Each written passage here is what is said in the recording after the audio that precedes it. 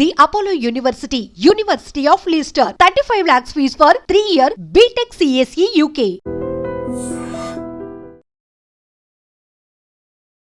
Fish Venkat గారు మనందరికీ తెలుసు కదా, రీసెంట్గా హాస్పిటల్లో జాయిన్ అయ్యారు. వెంటిలేటర్పై చావు బతుకులతో పోరాటంలో ఉన్నారు. సో ఇప్పుడు ఆయనకి ప్రభాస్ గారు హెల్ప్ చేశారు అని చెప్పేసి ఒక న్యూస్ అయితే స్ప్రెడ్ అవ్వడం జరిగింది. ప్రతి ఒక్కళ్ళు ఆ న్యూస్ని విపరీతంగా ట్రెండ్ చేశారు.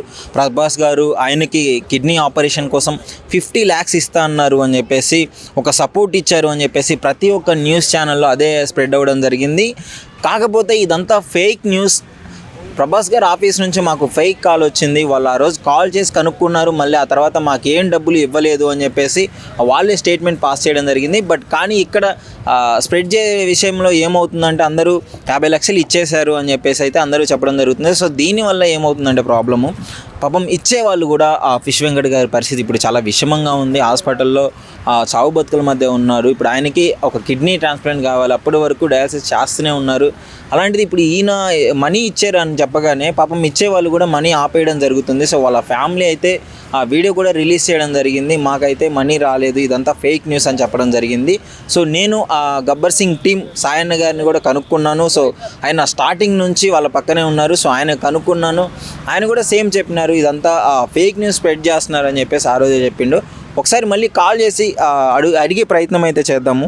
సో గబ్బర్ సింగ్ టీం సాయన్నకి అయితే ఫోన్ చేస్తున్నాను. ఆయన స్టార్టింగ్ నుంచి వాళ్ళతోనే ఉన్నాడు, ప్రతి సిచ్యువేషన్లో హాస్పిటల్కి తీసుకెళ్ళడం కానీ అన్ని విషయాల్లో వాళ్ళ టీం సపోర్ట్గా నిలబడి ఆయన అయితే ఉంటున్నాడు. సో ఆయనకు ఒకసారి కాల్ చేసి చూద్దాం. హలో అన్న, నమస్తే అన్న. ఓకే అన్న, ఒక్క నిమిషం అన్న, నేను లైవ్లో ఉన్నాను. ఒక స్టేట్మెంట్, ప్రభాస్ గారు మనీ ఇచ్చారు అని చెప్పేసి బయట స్ప్రెడ్ అవుతుంది కదా, ఇది ఒక్కటి మీరు స్టార్టింగ్ నుంచి వాళ్ళ ఫ్యామిలీతో ఉన్నారు, ఫిష్ వెంకట్ అన్నతోనే కష్టపడుతున్నారు, నేను కనుక్కుంటూనే ఉన్నాను కదా రిపోర్ట్ మొత్తం. సో స్టార్టింగ్ నుంచి వాళ్ళతో ఉన్నారు. ఏంటన్నా ఈ న్యూస్ సోషల్ మీడియాలో వైరల్గా మారింది, ప్రభాస్ గారు ఇచ్చారు అని చెప్పేసి అని అంటున్నారు. ఇది ఒక్కసారి క్లారిటీ ఇస్తారా అందరికి? యాక్చువల్ ఏంటంటే అన్న, నేను నా గబ్బర్ సింగ్ సాయి, మాకు ఫిష్ వెంకట్ అన్న మాకు ఆ బదర్ లాంటోళ్ళు. ఇప్పుడు సోషల్ మీడియాలో ఇలాంటి న్యూస్ కొన్ని లాభం భావిస్తూ కొంచెము ఎవరైనా సాయం చేద్దామంటే వెనక చేస్తున్నారు. మా ఫిష్ వెంకట్ వాళ్ళ కూతురు నేను అడిగినాను, వాళ్ళ మమ్మీని అడిగినాను, వాళ్ళ ఫిష్ వెంకట్ వాళ్ళ కొడుకుని కూడా అడిగాను. ఏంటి న్యూస్ చాలా వైరల్ అవుతున్నది, ఏమన్నా మీరు అంటే బాబాయ్ ఓ కాల్ వచ్చింది, నేను ప్రభాస్ ఆఫీస్ నుంచి ఫోన్ చేస్తున్నా, ఏమైనా హెల్ప్ కావాలంటే నేను చేస్తాను అని అన్నారు. సరే, మా ఉదయం ఏమైందంటే ఒక కిడ్నీ చేంజ్ చేయడానికి 40 నుంచి 50 లక్షలు అవుతున్నది. సరే, మన ప్రభాస్ సార్ మేనేజర్ కాల్ చేసింది కదా అని చెప్పి రిటర్న్ కాల్ చేస్తే అది ప్రభాస్ కు సంబంధించిన కాల్ కాదు, అది ఫేక్ కాల్ అని చెప్పి అప్పుడు వాళ్ళకి ఎరికైంది. వాళ్ళ కూతురు ఏమైందంటే ఇలా ప్రభాస్ నుంచి వాళ్ళ పిఏ ఫోన్ చేసిందని అన్నారని వీళ్ళే ఓన్ గా సోషల్ మీడియాలో 50 లక్షలు ఇచ్చినా అది ఇచ్చినా అని వాళ్ళ కూతురు చెప్పలేదు. ఇప్పుడు ఒక సెలబ్రేషన్ ఒక ప్రభాస్ గారు 50 లక్షలు ఇవ్వాలనుకుంటే ఇంటికి పిలిపించో, చెక్ పిలిచో, వాళ్ళ ఫ్యామిలీ పిలిచో, మీ ఈడియోలో ప్రతి ఒక్క ఈడియోలో వస్తుంది. అవును, 100% ప్రతి ఒక్క ఈడియోలో ఆయన. ఎందుకంటే ఒక 50 లక్షలు చిన్న అమౌంట్ కాదు, ఒక గాడ్ అయిన ఒక దేవుళ్ళగా ప్రభాస్ గారు. అలాంటిది ఇలా ఒక రూపాయి అంటే ప్రభాస్ గారికి వెళ్ళితే కూడా అక్కడికి సాయం పడితే కూడా ఒక ఫిష్ వెంకట్ ని బతికించినట్టు అవుతుంది.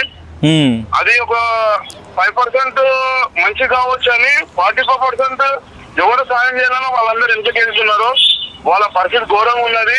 ఇది ఫేక్ న్యూస్. ఇది వాళ్ళ ప్రభాస్ గారు ఉండే చాలా పెద్దది. ఆడకి వెళ్ళి ప్రభాస్ గారు కూడా ఏదైనా ఆయన మనసుకి హెల్ప్ చేయాలని కోరుకుంటాము గబ్బర్ సింగ్. ఓకే, వాళ్ళ అంటే పెద్ద హీరోలు వాళ్ళ దగ్గరికి ఇన్ఫర్మేషన్ వెళ్తే డెఫినెట్లీ హెల్ప్ చేస్తున్నారని మీరు అనుకుంటున్నారు? అంటే ఈ రోజు మాకి మీడియాలో వైరల్ కావాలంటే చాలా తక్కువ, సోషల్ మీడియాలో చాలా వైరల్ అవుతున్నది. ప్రతి ఒక్క చేతిలో హీరో చేతులైనా ఎవరైనా వాళ్ళకి 5 నిమిషాలు టైం దొరికితే ఫోన్ లో అది ఇది చూడవడము.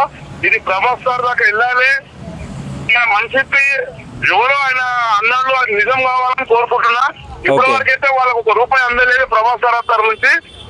వెళ్ళి అలాగే నేను అది నిజమైతే మా అన్నకు ఒక కిడ్నీ ప్రభాస్ సార్ వల్ల అయితే ఇట్లా ఇంకా చాలా మంచిదని మేము కోరుకుంటున్నాం. ఓకే అన్న, ఇప్పుడు అన్న పరిస్థితి ఎలా ఉందన్న? వెంకటన్న పరిస్థితి ఎలా ఉంది?